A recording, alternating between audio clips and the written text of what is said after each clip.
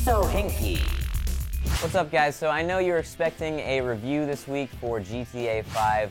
Unfortunately, we were incredibly busy this past week, and we didn't get the game until it came out. So I wasn't able to actually play enough of what I felt was a good portion of the game so that I could get out a fair review and give a score and everything. So what we're gonna do right now is I'm gonna get in there. I'm gonna do a preview for you. I'm gonna talk about the things I like, some of the things I didn't like in the first 5-6 hours of the game that I've played, and we'll take it from there. So let's get into it.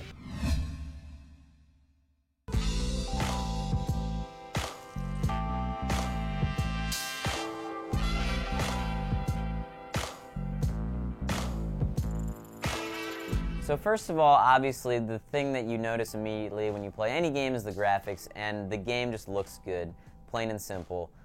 It's the best graphics we've seen in a GTA game yet, and there are some issues. It's on the console right now. They're porting it to PC later, but it looks good. There's some problems. You'll see like graphical glitches every now and then, or textures, taking some time to load in.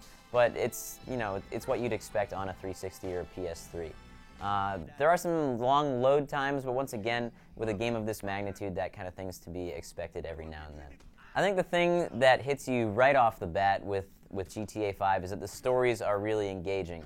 When I played the other ones, there are some good stories, but to me, I was never really into it for the story. It's just kind of doing really crazy shit all the time.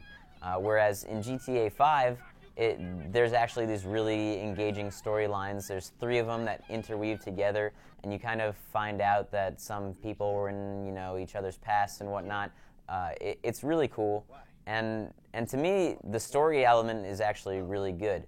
They allow you to swap between the characters on the fly, and even during missions sometimes you can hot swap between characters to play different roles throughout the mission if they had different missions.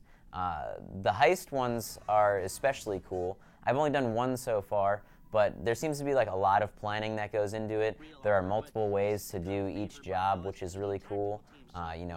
It's usually, I'm assuming it's going to be a typical thing where it's you can either do it the dumb, fast, quick, loud way, or the smart way with more planning. But either way takes a lot of preparation, and you get to pick out your crew. And actually you can use the same crew in different heists and level them up so they get better and better. And it's kind of funny because you can pick people that are worse at the job intentionally because they take a smaller cut of the money that you get in the end. So really good job as far as the heist portion of the game, and all the other missions are fun too.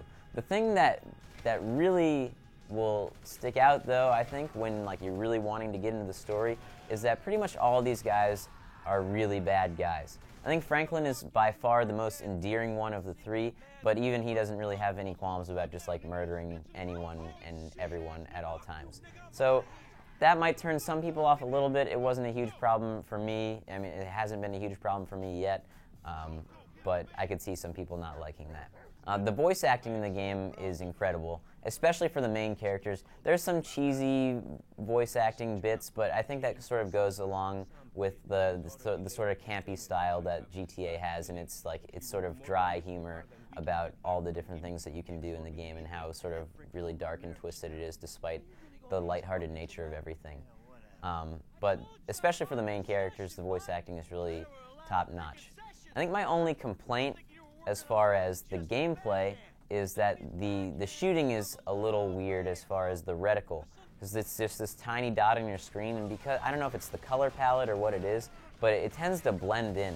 So sometimes it's really hard to shoot. So you can turn off auto aim, but it's kind of really difficult to play without the auto aim on because of the fact that you almost have to start shooting to see where your bullets are going and then readjust your aim if you're doing free aim. So that definitely bothered me. That being said, I think the most impressive thing about GTA 5 is just the sheer vastness of it. Everyone's been talking about how big the map is and everything, but it really is just an insane amount of things to do. You can run triathlons. You can play tennis, and the tennis game is a full tennis game. If you've played other Wimbledon tennis games, that's what it feels like. It's using the GTA engine, but it just feels like a full-fledged game of tennis, which is awesome. You know, you can go to the shooting range. There's a million things that you can do. And what's also cool is that the city's kind of alive despite like whether or not you're there. So you can be walking through the city, you're on a mission, and all of a sudden a gang fight breaks out and the cops are shooting it out with people in the streets. So all of those things really make for a really immersive experience. And you could spend hours and hours and hours and hours not even doing story missions if you wanted to. So all I can say really about the game so far is that it's really good. It's a lot of fun. There are those few little things that I had problems with, but obviously I haven't played enough of the game to really give it a fair score. So be on the lookout next week. I think I'm going to come out with like a full-fledged review of the game that's you know, more official, and I'll talk about it more in depth then. But for now, it's good, and you should play it, especially if you're a fan of GTA. I mean, I'm sure all of you are already playing it. Anyways, guys, thanks for watching, and I'll see you next time.